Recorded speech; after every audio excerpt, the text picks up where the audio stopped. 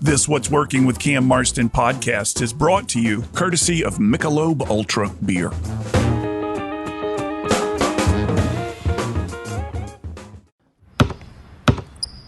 They say consistency is the key to success. They weren't wrong. So how about grabbing a beer that's consistently smooth, consistently refreshing, and consistently light? You might just find that the road to success can be pretty enjoyable. Michelob Ultra, the perfect balance of taste and refreshment, and only 2.6 carbs and 95 calories. It's only worth it if you enjoy it. Enjoy responsibly. Anheuser-Busch Michelob Ultra Light Beer, St. Louis, Missouri.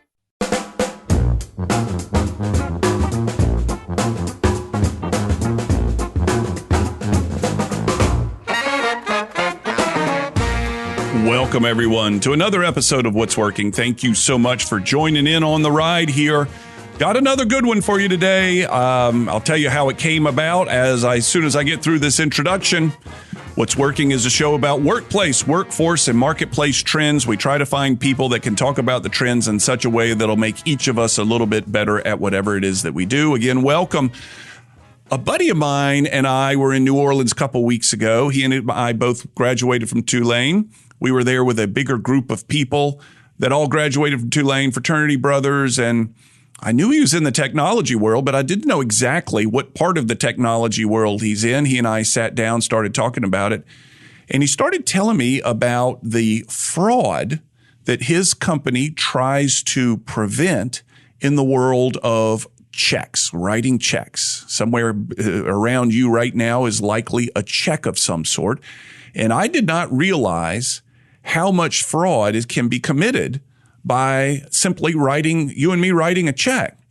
And he went into the detail on what's going on out there and how there are organized groups of people who are hiring people to gather checks and bring them into the United States to try to circulate them because they can commit fraud on these checks. And this is a whole world I knew nothing about, and I've said this, if you're a regular listener, you've heard me say this before. This is the great part of this radio show is that I get to dig into these things I had no idea about, that I find incredibly curious, that I become very curious about, and I can get somebody on the phone to talk to me about them. Well, it just turns out that my old fraternity brother, currently the COO of a company out of Alpharetta, Georgia called Ingo, is dealing with this on a regular basis. And he explained to me the sophistication of these things, that there are people, individuals, maybe you and me, who are committing some very basic stuff, fraudulent stuff.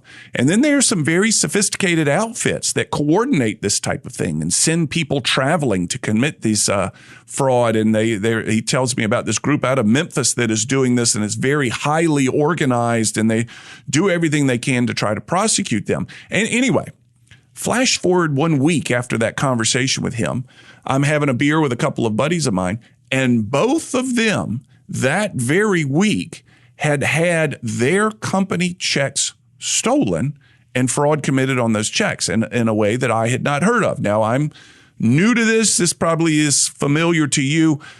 Duplicate the check, change to whom the check is written, use the very sophisticated technologies, printers and scanners and who knows what else. Change to whom the check is written and deposited. And these guys both said when they reconcile their business accounts, or when their person, CFO perhaps at their companies, reconciles their business accounts, for years, all they've done is seen that, yes, check number 81657, I'm making that up, was written, it has been deposited for this amount, and that's the amount that we wrote it for. But what they hadn't been doing is examining to whom the check had been written. In other words, people were taking those checks, depositing those checks, and this fraud could have been happening for months, because no one's confirming that the person to whom the check was written is actually who showed up on the check. And this sounds so simple, but it's new to me. Live in this blissful little world of everybody does the right thing and tries to get along. It was a vendor that called and said, hey, we hadn't been paid. And they said, no, we paid you. We see it. Here's check number this, and it shows that you've been paid. And they said, no, we've not received that check. They pulled up an image of the check, and sure enough, someone had changed to whom the check had been written, and the vendor never got their money. Ultimately, the person who wrote the check, they were made whole by this. This was the responsibility of the bank to try to prevent this type of thing. But again, I get into the sophistication of this thing, a world that I know nothing about. So Rusty Pickering is going to join me on the line here shortly, the COO of a company called Ingo Money. He's an old buddy of mine. We were together in New Orleans not too long ago for Mardi Gras. And as we're recording this, you may hear some thunder and lightning in the background. It's St. Patrick's Day as we're recording this, and there's a storm that's blown in. If you wonder what's going on in the background, that's what it is. So when we come back from break, I'll have Rusty Pickering with me. We're going to talk about the sophistication of this world of writing and stealing checks, what we can do, and perhaps even what he can do, or we should do, to help the banks out so it doesn't happen to them. It's just a pain in the tail when it happens. You're listening to What's Working. We'll be right back.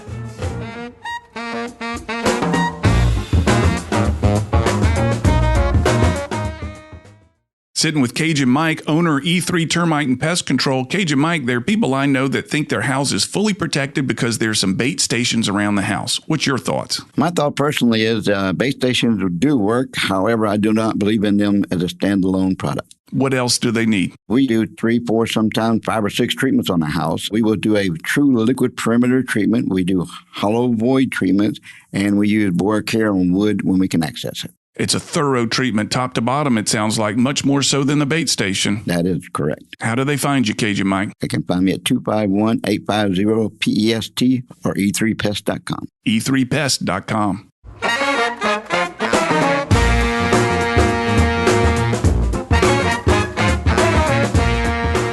I'm on the line with Rusty Pickering. Rusty Pickering, if you notice, he and I kind of have a casual air with one another. It's because he and I were fraternity brothers back in the day when we were students at Tulane. And it was a conversation Rusty and I had, and then that came up a second time the very week later that made me reach back out to Rusty and say, hey, I think you need to be on the show. Rusty, my old friend, thank you for your time. Welcome to What's Working. Hey, thanks for having me, Cam. Yeah, it's good to see you again. Rusty and I, for those of you, no one knows or cares, but he and I were on a Mardi Gras float in New Orleans together not long ago. We all gathered in New Orleans, hadn't seen each other in a while, rode on the Crew of Ferret Parade, and that was a heck of a lot of fun. But, Rusty, those are the stories we tell when the microphones are off. The microphones are on. So here's the deal. You and I were talking in New Orleans about the business that you're in and the sophistication of the theft that revolves checks. And I know it's much more than that, but you were telling me how sophisticated it's gotten. You've even said that there are outfits out there that are organized around doing this type of thing. One specific that you mentioned and told me a little about in Memphis. And I thought, gosh, I've never heard of anything like that. The very next week, I'm sitting around with a couple of friends, both of whom said they had had checks stolen, and the lines from the checks had been changed, and they had lost, a couple of them had lost well over $100,000. Now, in your world, Rusty, that's probably not a lot, but to these two businesses, it was a big deal. Tell people, let's get into it this way. Tell people who you are, about your business, and then let's get into the sophistication of this and what people can do to prevent it.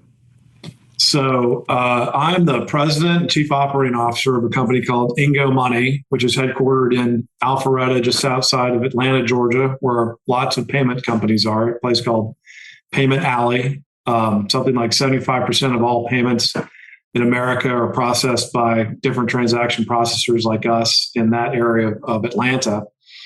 And our business is in payment processing, money movement, and check processing. And all of those things include a heavy dose of risk management because there's a lot of fraud in all of them. I'm actually a recovering lawyer. As you know, Cam, I practiced for 20 years in venture capital and private equity and M&A. And then I came to this company about 10 years ago as their general counsel, and then took over operations and risk management 5 years ago. But we've been doing this as a company for 20 years. And interestingly, the fraud just continues to increase. And it's across, like I said, all my lines of business. One of the things that we do is we process inbound checks for large companies like NetSpend, Green Dot, PayPal, Venmo, a lot of names that people know, American Express, Bluebird, Serve. And then we also process inbound and outbound payments without checks. So instant disbursements for companies like Geico, Liberty Mutual. We process outbound gaming payments for Caesars. And we also do things for neobanks like process inbound payments. So if you open an account and you want to fund that account, if you want to fund it from your, say you open a Chime account, you want to fund it from a Bank of America account, you can just give Chime your debit card and they can process an inbound payment. But so can somebody that was pretending to be you and commit fraud. So we're across lots of different parts of the payments and check ecosystem, but all of them are rife with fraud. So if you're not doing good risk management, you can really get hammered in these industries. So your business is not purely to prevent fraud. You're there to facilitate transactions, to speed up transactions for your clients. But dealing with fraud is an unfortunate part of the work. That's right. So our business is payments processing and check risk management, or inbound check processing. But if you're not doing risk management, then all you're really going to be doing is facilitating payments for fraudsters. Yeah. And it continues to get more sophisticated. It gets more sophisticated and it grows all the time. So even as the number of, for instance, checks reduces 10% year over year, the amount of check fraud attempts that we see is going up something like 30% annually. So did you just say that there are 10% fewer checks written every year over year? Year over year. So if you think about, for the most part, if you think about the most checks out there, payroll checks and government checks, those are the ones that have been replaced for the most part by direct deposit. Almost, most people don't get a physical check for payroll, and most people don't get a physical check from the government. Some people still do. But most of those checks have been converted to some sort of direct deposit, usually an ACH deposit. The thing that hasn't been is outbound payments. So if you're getting a payment from your insurance company, most of those payments are still checks. And that segment was actually growing until about 2 years ago. And that's the other side of my business, is we're replacing those checks with electronic payments. So if I understood you when you and I were talking in New Orleans, the most risky thing I can do is literally write a check and put it in the mail, because those are so easily duplicated. And it sounded like, from my buddies that I was talking to a couple of weeks ago, that's what happened to them. Somebody got a hand on their checks and they were able to recreate it nearly perfectly, but change to whom the check was written out to. And even when my buddies were reconciling this, they said, yes, check number blank, blank, blank, blank equals this amount. That's correct. They never bothered to look that someone had changed to whom the check is written. And when they finally figured out what happened, and this, I know this is so familiar to you, Rusty, but to the listeners, what happened was one of the vendors called and said, hey, we haven't been paid by you, and this is very atypical that the check would take so long. And they said, no, you have been paid. I show it as cleared on this date. And they said, no, we haven't received that check. They pulled it up online and saw that someone had changed to whom the check was written. Yeah. So I wouldn't say that the riskiest thing you can do is send a check to somebody, but one of the riskiest things a bank can do is accept a check from somebody. So I don't think people are at terrible risk of having their checks stolen like your friends did. It does happen. But I think if you put a check in the mail, that's still a pretty safe way to pay somebody. But on the bank side, the financial institution side, so we processed, like I said, the inbound checks for PayPal and Venmo and Green Dot, and they're giving instant funds for those checks. So if you think about, you put money into onto your Green Dot prepaid card, we facilitate the cashing of that check for a bank. A bank actually cashes the check. We do the risk management, but a significant portion of the checks that are inbound are fraudulent. So when that company gives instant funds to somebody for a check, the check might not clear for 3 or 4 days, 2, 3, 4 days, and it might return for 5, 6, 7 days. It might even return a month or two later. Mm-hmm. You've already given money to somebody on their prepaid card, and it was a fraudulent check. They gave you a fraudulent check. They're going to go withdraw that money immediately out of the ATM, and it's gone. Yeah. Right. So that's a big source of loss to the banking community. Not only it's a source of loss in the prepaid banking community, in the traditional banks, and also in the neobanks, the Chimes and Varos, and all the large digital banks, and especially in digital banking. And that fraud comes in multiple flavors. One flavor is what happened to your friend, stolen check. So you steal a check, you alter it, and you deposit it, and you get the money and you run away with it. Another thing is counterfeit checks. So people will, the check is not, and your account and routing number aren't secret numbers, right? Anybody that you've ever given a check to, they know your banking account routing number, and they know what your check looks like. So counterfeiters will just use a computer to duplicate the check stock and the account routing number, and then write fake checks. Well, those fake checks look good. They look like, so in our instance, when we get a check, we'll actually pull up the current check that you gave me, and I'll pull up the last check that cleared with the same account routing number. And by looking at the two checks, like if I get a check from, Bob's House of Yarn, and I pull up the last good cleared check and it's from Paycom, then I know that somebody stole Paycom's account routing number and made a fake check on Bob's House of Yarn, right? So you can actually look and kind of see if the check is good or if it's fake. But people are out there counterfeiting checks. Well, the check looks good. The bank takes it, they deposit it, they give you your money. You as the fraudster pull the money out of the ATM and run away. And then 2 days later, that check bounces because it wasn't real. Yeah. And then there's other more sophisticated kinds of fraud. So you've got Nigerians coming in and people from Eastern Europe who are coming in with fake checks and counterfeit checks. So they're not even in the United States. And then you've got them on the dark web recruiting mules to come in. And so they'll recruit you, Cam, to deposit a fake check for them in your account, send them the money, you get to keep half. And so they'll split it with you. So there's all kinds of schemes and scams going on checks and payments. How do you guys stay up on the most recent schemes and scams? I guess it's not until the customer calls and says, I didn't get my money, that you say, oh gosh, they've thought of something new. Well, since we're processing the checks, if they bounce or they return, we see it immediately because all of that is running through our bank. And so when you have an issue, we know about it. And then I have a team of investigators. I remember you telling me about this. Please continue. Yeah. So I have a team of investigators, and their job is to go figure out what happened. Because when a check bounces, my bank who cashes the check and we sort of share in the losses. And so we lose money, right? So the first thing that we do is my investigator. Hang on, Rusty. Hang on. I have to cut you off. We're going up to break. I want to talk about your team of investigators as well as how you work with the FBI, which is what you told me in New Orleans, which is pretty dang cool. I'm talking to Rusty Pickering, an old friend of mine. He's with Ingo at Alpharetta, Georgia, talking about sophistication and checks these days. We'll be right back.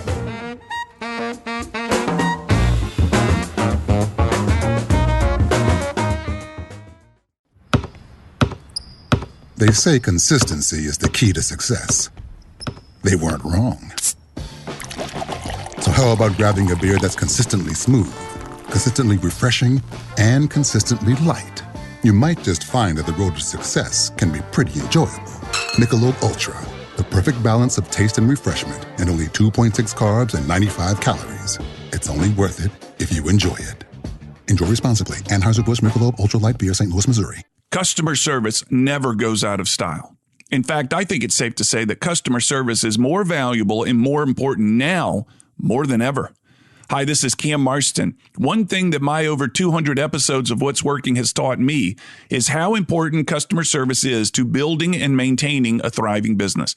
It's the growing need for customer service that's led me to partner with one of the state's leading customer service trainers to create our program called Delivering 5-Star Customer Service. Your team will get one 90-minute training session per month for 6 consecutive months. Each session builds on the skills learned the previous month, allowing your customer-facing teams to practice before moving on to the next lesson.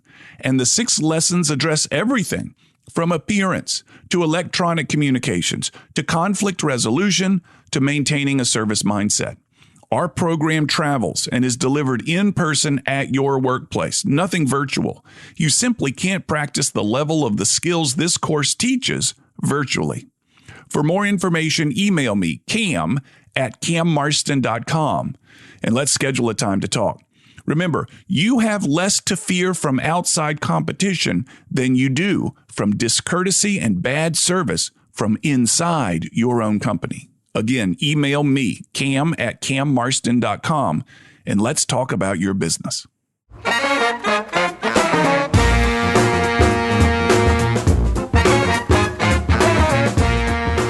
You're listening to What's Working. I'm Cam Marston. I'm on the line with my old friend Rusty Pickering, who has enlightened me to something that's going on out there, the sophistication of these money. I don't know even how to call it, Rusty. I don't even know what to say.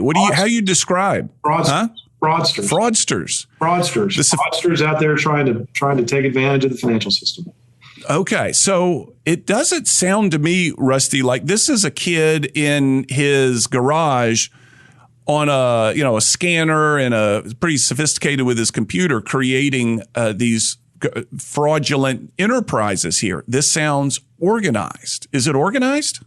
Yes and no. So there's all kinds of fraud, and it goes from kid in the garage is just stealing benefits checks out of his neighbor's mailbox and depositing them in his own account.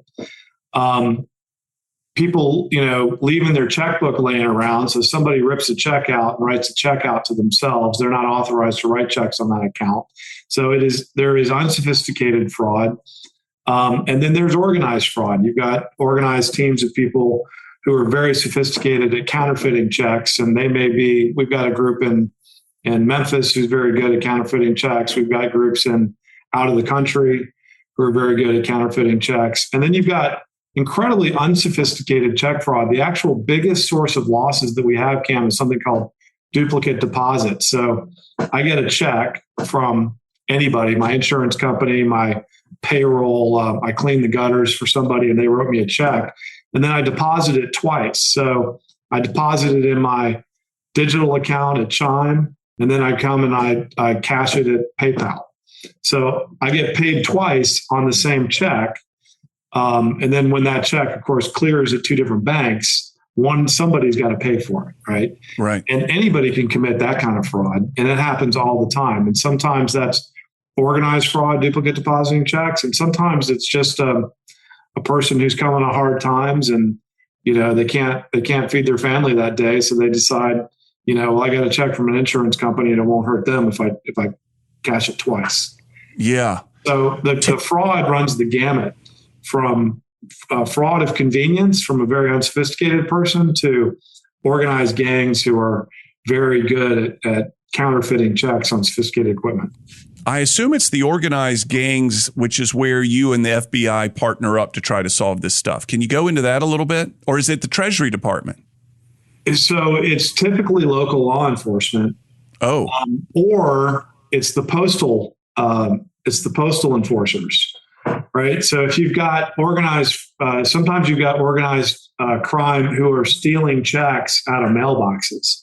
And so they're going along. They know when, for instance, the government drops an incentive check or tax refund check. So they run down and they look in all the mailboxes and they take all the tax refund checks because they know what day those get mailed out by the IRS.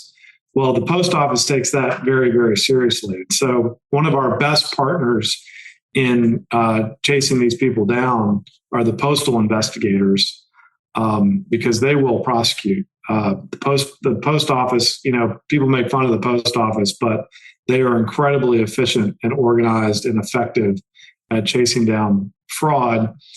One thing that's a little frustrating is that most people don't care about check fraud. So if I've got people who are sending fraudulent checks, they are literally stealing money from somebody else. It's no different than if they walked into a grocery store with a gun and robbed the cashier, and that always gets, investigated and prosecuted. But if somebody double deposits their check and gets paid twice on $500, there's really nobody who's equipped to chase that down on an individual case-by-case basis. We just don't have. Modern policing was built around physical criminal behavior, robberies, that sort of thing.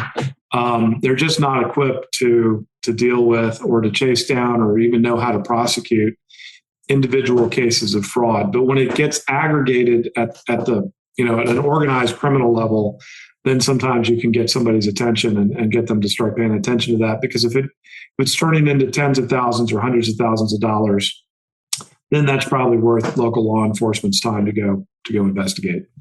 What is your guess on how much banks lose every year? And I go, no, it would depend on the size of the bank and the number of checks that come through that bank. But is it 10% of their gross revenue a year is lost due to fraud? Is that an extraordinary number? Is it more? Is it less? What's your guess? It's somewhere probably in the range of 10 to 20 basis points on all the checks that get deposited through the bank.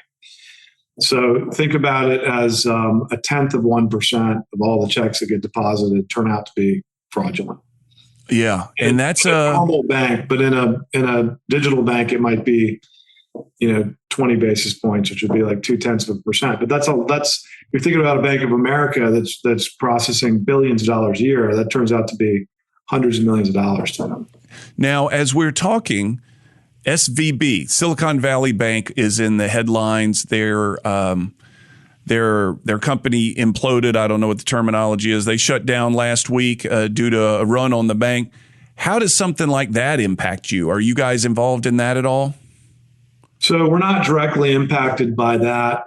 It's interesting. Silicon Valley Bank is an icon in the technology community. And as a tech lawyer for 20 years, I had a long-standing relationship with Silicon Valley Bank. They banked a lot of my clients. They backed a lot of my clients. They loaned money to a lot of my clients. They loaned money to and they backed a lot of financial technology companies. We are a financial technology company.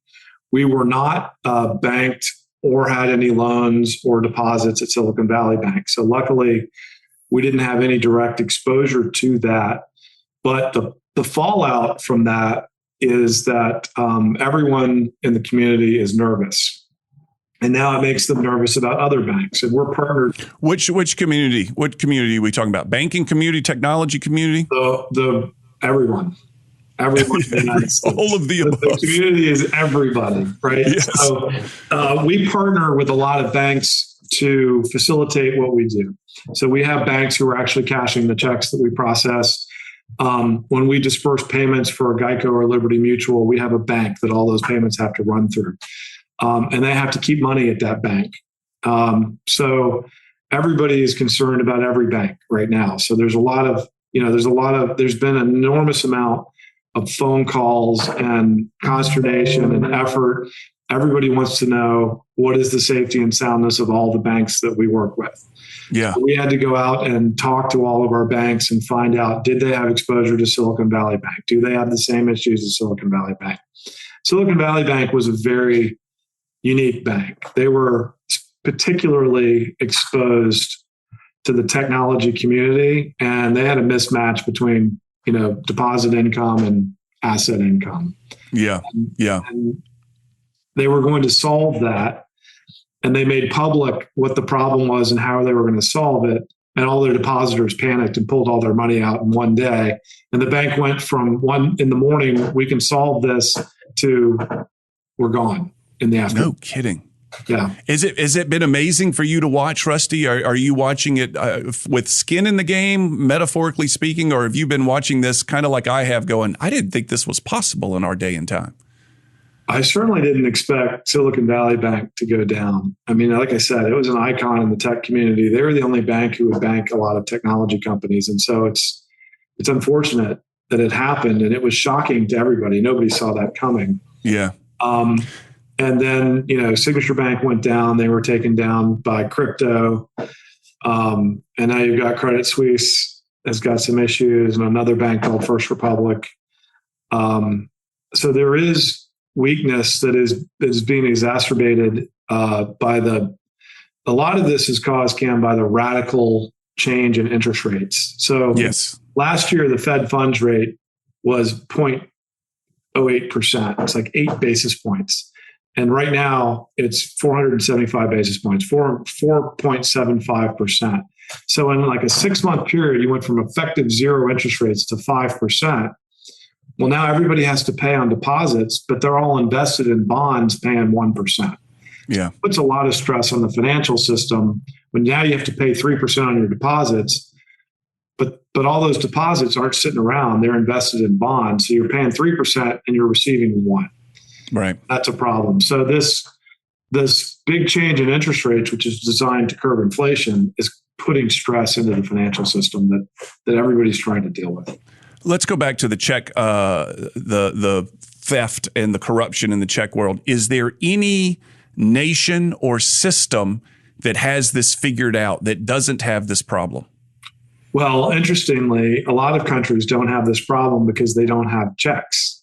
So one of the detriments of being the most sort of forward-thinking, advanced country is that we get into things faster than everybody else does. And then when newer ways to do things come along, we're sort of invested in the legacy technology and infrastructure. And it takes us a lot longer than less developed countries to adopt newer technologies. So for instance, just to make an analogy, cell phone technology. Yeah, I was thinking the same. Analog cell phone infrastructure. And when digital cell phone infrastructure came along, and landlines, first we built landlines, right? Massive landline infrastructure. And then analog cellular infrastructure. Well, anybody who's building, any country who's just getting to the point of building a telephone infrastructure is going straight to digital cell. And they don't have landlines, right? They're not hamstrung. So the same thing is true in the financial industry. We've got this massive check infrastructure. Rusty, we got to go to break. I want to pick this up after the break. I want to hear how this is resolved in other places. I'm on the line with Rusty Pickering. He's in Alpharetta, Georgia. Ingo is his company. We'll be right back.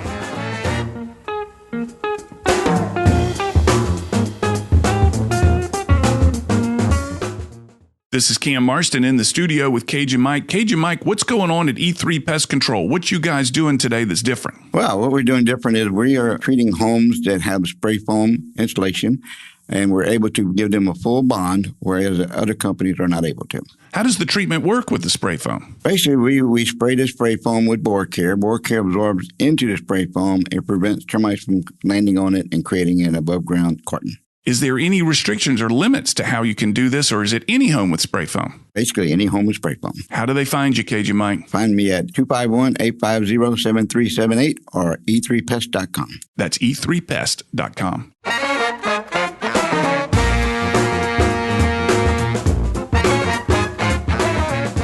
Rusty Pickering is on the line with me. He's an old friend back from college days. His company's called Ingo in Alpharetta, Georgia. And we're talking about not so much what the company does, though I know it's a great conversation, but the theft and the fraud that goes out there in the world of writing checks. And Rusty, prior to the break, we were talking a little bit about the infrastructure. We as our nation, as the leader of so many technologies, kind of get invested in old infrastructure. People find ways to corrupt that infrastructure and steal money, whereas other nations don't have this problem because they just go in with the proven systems after we've figured it out. Is that about right?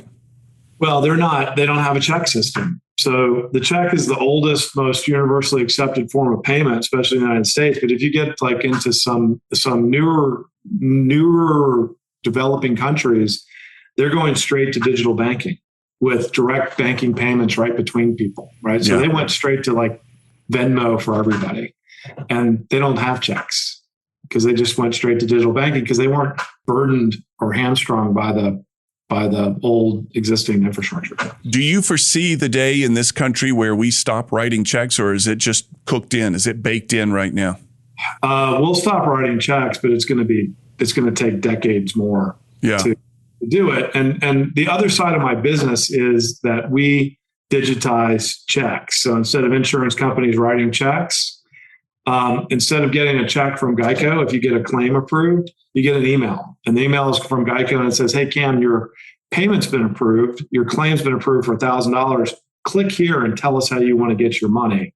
You click there, you get a paywall on your phone or your computer, and you give them your debit card number and they pay you instantly into your checking account. Yeah. Or you give them your AC or ACH account routing number off your check and they send you an ACH and it's there, tomorrow. Yeah. Or you give them your PayPal account and they drop the money directly into your PayPal account. instantly. Or you say, you're my mom, and you say, send me a check, right? Yeah, and then we write exactly. a check and we drop it to them because that's what my mom wants. That's but right. The point is, instead of mailing you a check that you didn't want, Geico now lets you choose how you want to receive the money. And most of those choices are instant. Yeah. So just like when you're buying something, you just give them your debit card number and your expiration date and your CVV security code, and the money's in your account. Right. Right. So let me tell you a little bit. The checks will be replaced. That's how checks will go away. And then a lot of this fraud will disappear. Let me tell you about my listener real quick. I probably should have done this back when we first got you on the line here.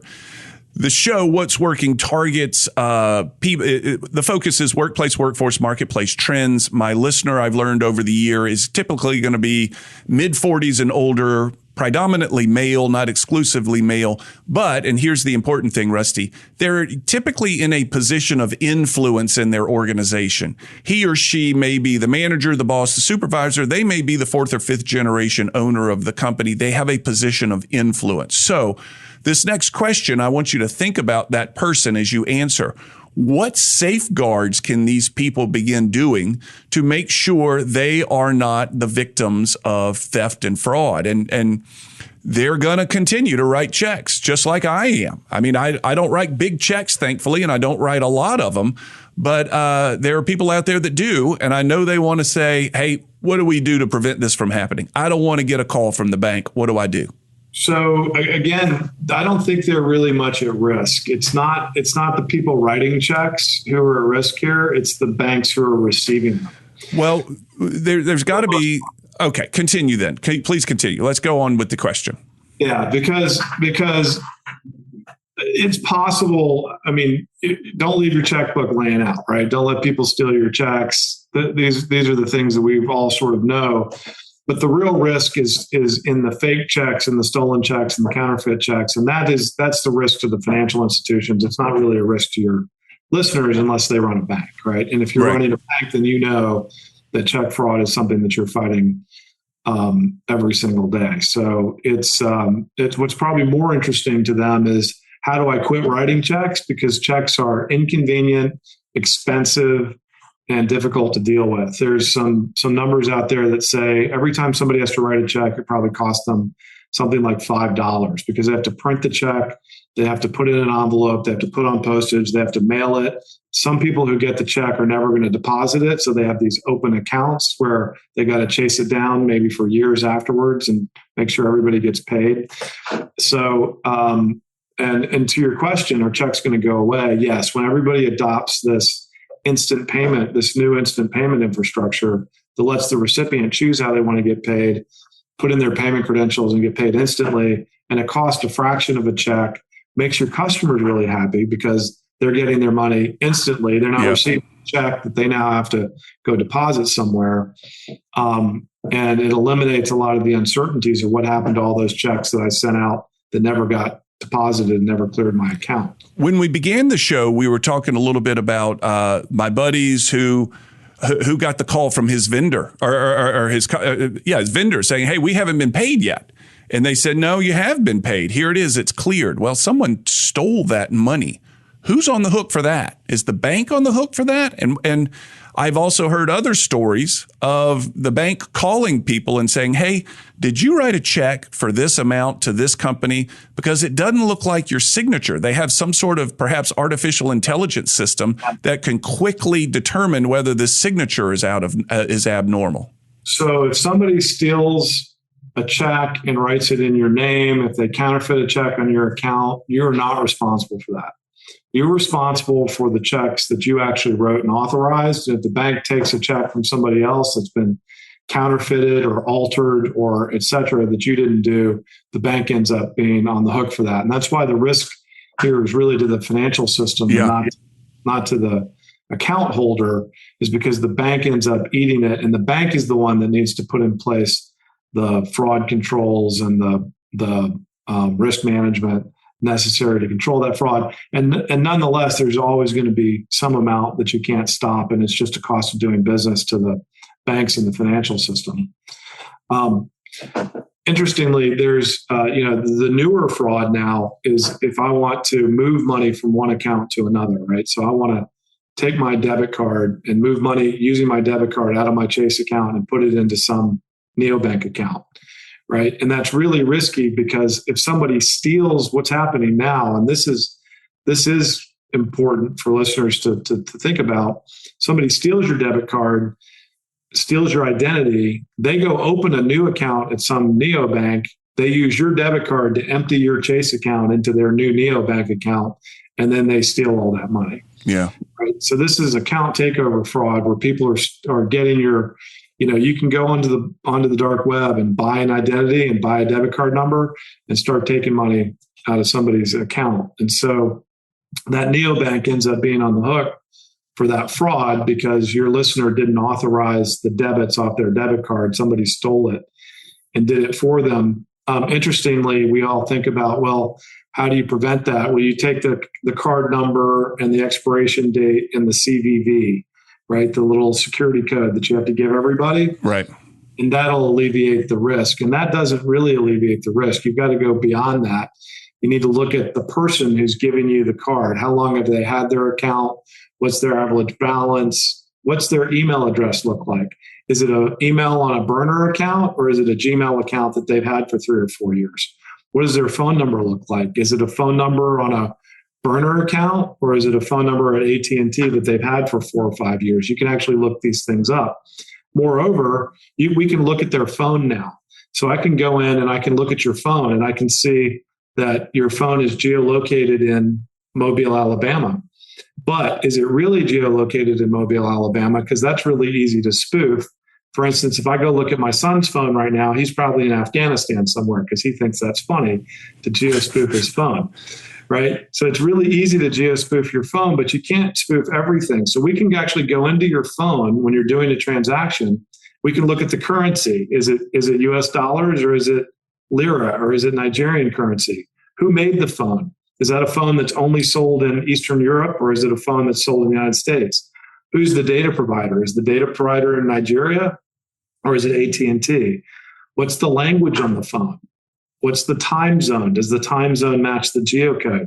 So there's all of these ways that we can look at things outside just the card in order to discern whether the person that we're dealing with is actually the person who owns that account or is this some sort of fraudster who's trying to defraud us? And it all has to do, we can even look at your phone and see if the way that you interact with your phone is consistent with the way that the person who owns that account is supposed to be interacting with their phone. This is extraordinary. Yes, it's incredible. These are advanced techniques. And it's amazing to me that many people aren't using them. So we do risk management for a lot of banks and financial institutions, and we'll go in there to do transactional risk management for checks or payments. And so we'll start risk managing a check or a payment transaction, and then we apply these advanced techniques, and we find out this person is actually in Nigeria. Yeah. Actually, and we shut them down, right? And then we go tell the bank, this person tried to do a payment transaction, but you need to shut their account. Well, all of that should have happened at the account opening stage, right? They should never have had an account to begin with. So it's the advanced techniques that are available, and it's even getting down to the level of, biometric behavioral analytics. Like, how you interact with your phone is very different with how I interact with my phone. And there are companies that you can ask, is this really Cam based on the way he holds his phone? Unbelievable. Real quick, Rusty, we're coming to the end. If someone wants to learn more about you and your company, how do they find you? We're at ingomoney.com. INGOmoney.com. INGOmoney.com. Yeah. This is astounding, Rusty. This has been very helpful. I'm grateful. We're running out of time on this. Thank you, my friend. Thank you very much. Always a pleasure. And I'll see you in New Orleans again next week. Let's hope. We'll be right back.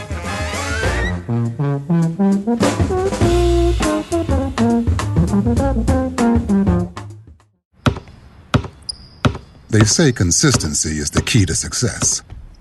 They weren't wrong. So how about grabbing a beer that's consistently smooth, consistently refreshing, and consistently light? You might just find that the road to success can be pretty enjoyable. Michelob Ultra, the perfect balance of taste and refreshment, and only 2.6 carbs and 95 calories. It's only worth it if you enjoy it. Enjoy responsibly. Anheuser-Busch Michelob Ultra Light Beer, St. Louis, Missouri.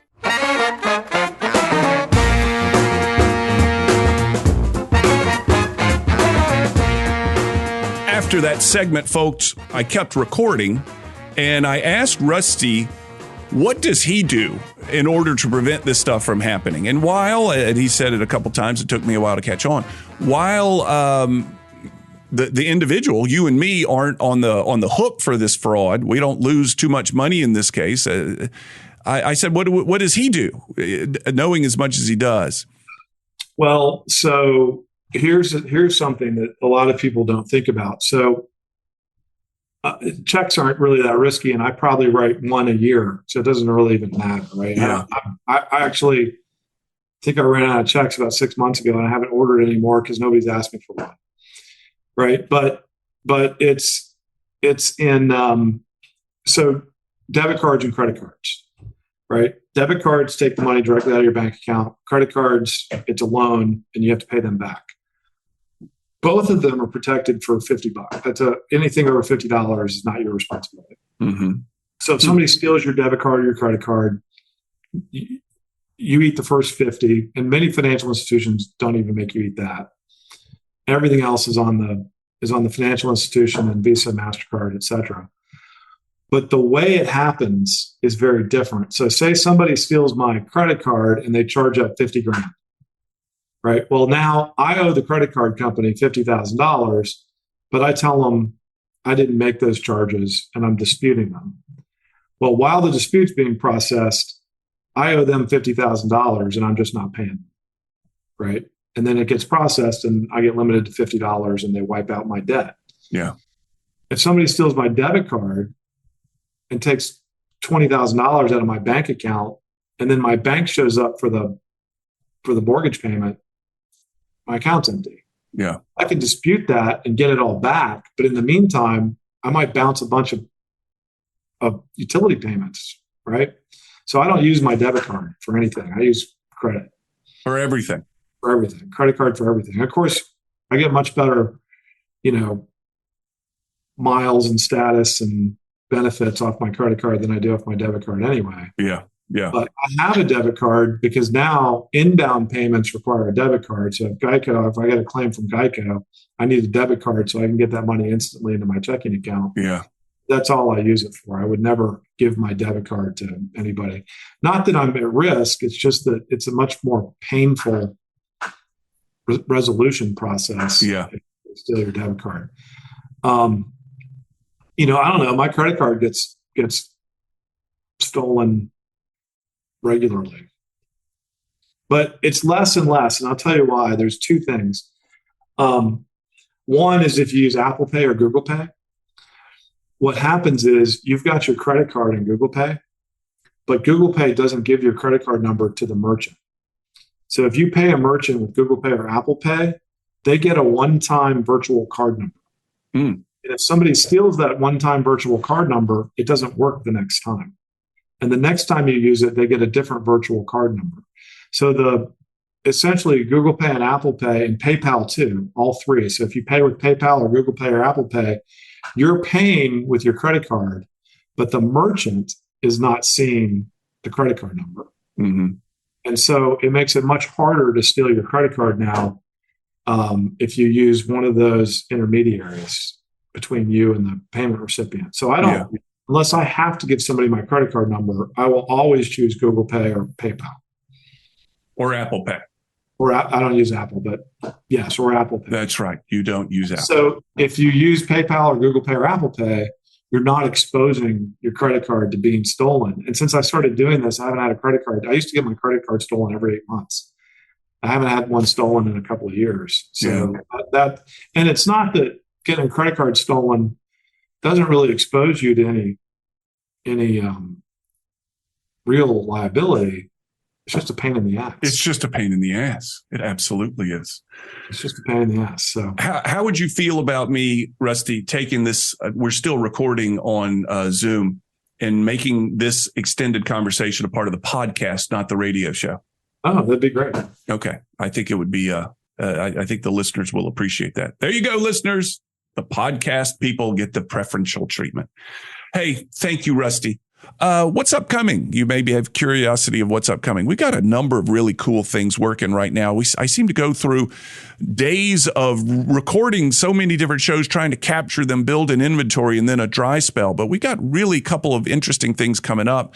One of which is the chairwoman of the Porch Creek tribe of the Creek Indians, the Porch Creek Indians chairwoman. I can't say this right.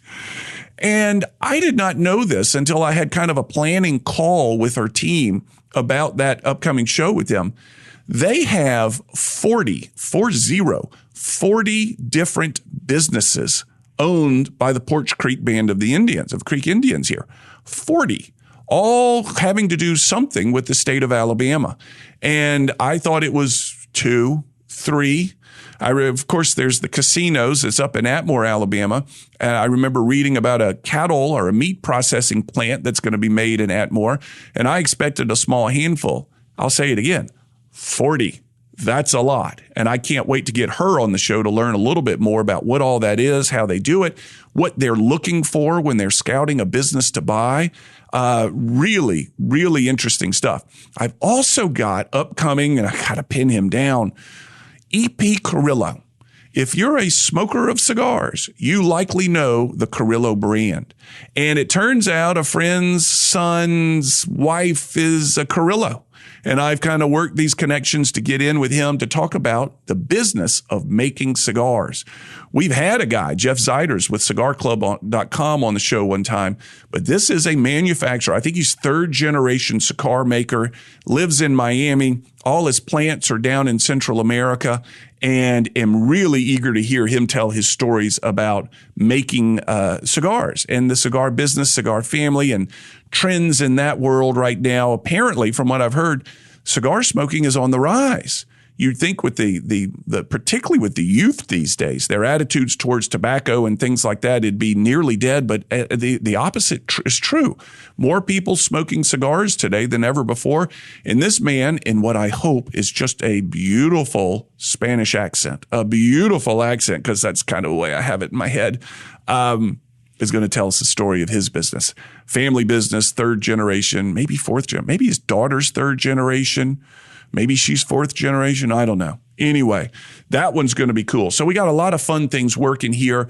Go find us online. Check me out on social media, what'sworkingcam.com. You can find me online. On social media, I'm Cam Marston, and I post the most stuff on LinkedIn. It's where I find that most interesting, so that's where I post.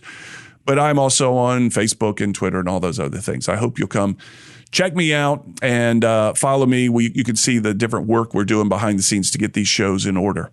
What's Working is produced by John Thompson with Eye on Digital. I had lunch with John again this week. He always gets me pumped up for what's coming next on this show, and I appreciate the time with him. We'll have another show next week for everybody. As I record this at St. Patrick's Day, have a wonderful week and happy old St. Patrick's Day.